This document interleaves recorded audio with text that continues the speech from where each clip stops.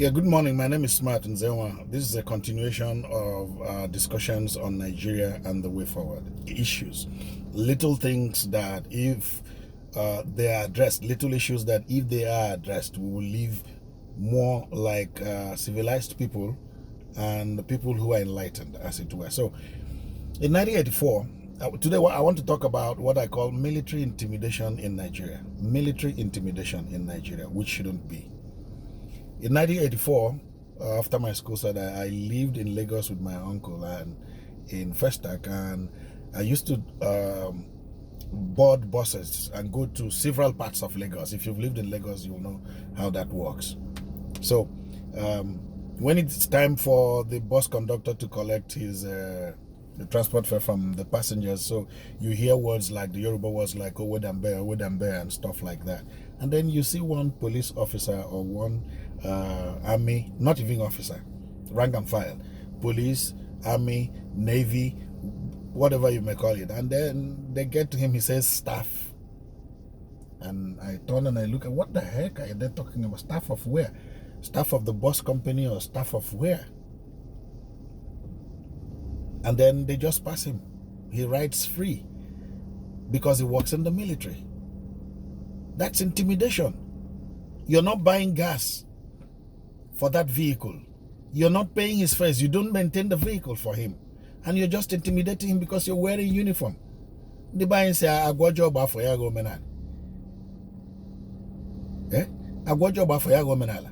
So, because somebody started this and some people didn't resist it, and if they tried, they were intimidated. Some of them were beaten, dragged from their buses and taken to army locations or police locations and locked up. So they are now scared. So you just wear the police uniform, wear the military uniform, whatever it is, and then you travel free.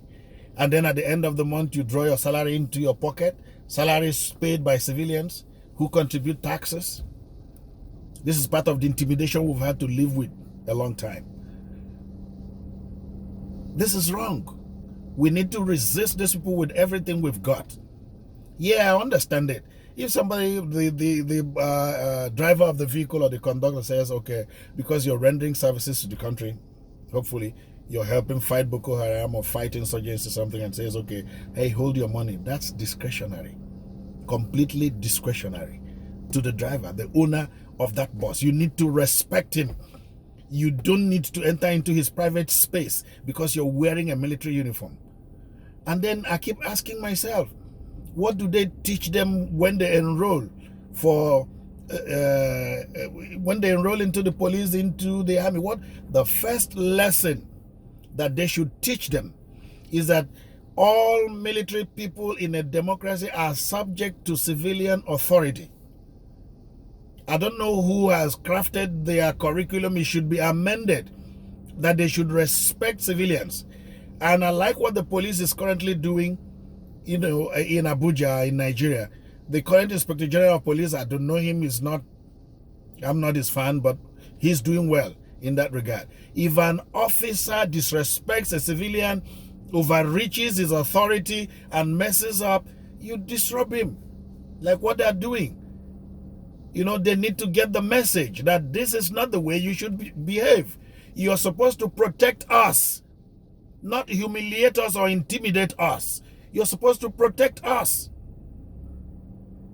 In Western cultures, the police arrest army or soldiers or anybody who even has an infraction like driving wrongly. Can it happen in Nigeria? The soldiers will fight back and nothing will happen. That's not the way it should be. Soldiers are subject to civil authority.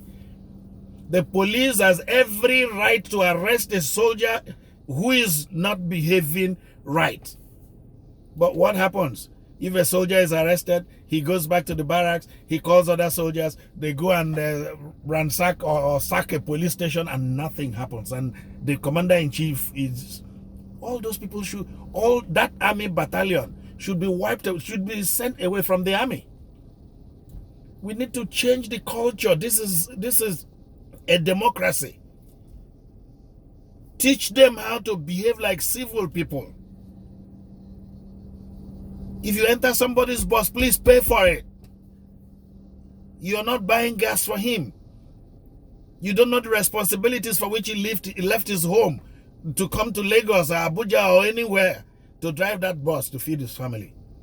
This intimidation is too much from the military. And it keeps happening because senior police officers I know and senior military officers who won't behave the same way, who may not even have any reason to board buses, are not teaching this rank and file the proper way to behave. That they should not abuse civilians or usurp or come into their private space or intimidate them for any reason. So, and if they do, the first thing to be done is to sack them from the military.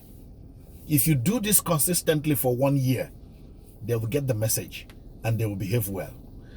They will carry themselves well among the civilian populace, and the people will love them and show love on them willingly, not by force. This is a democracy.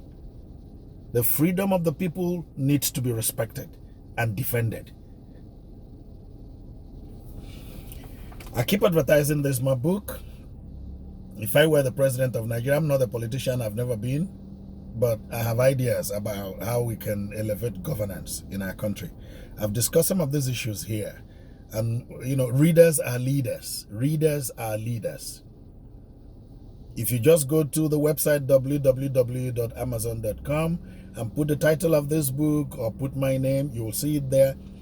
You can get a copy immediately within maybe 5 seconds or 10 seconds. You get a copy on your Kindle, or if you want a hard copy, they can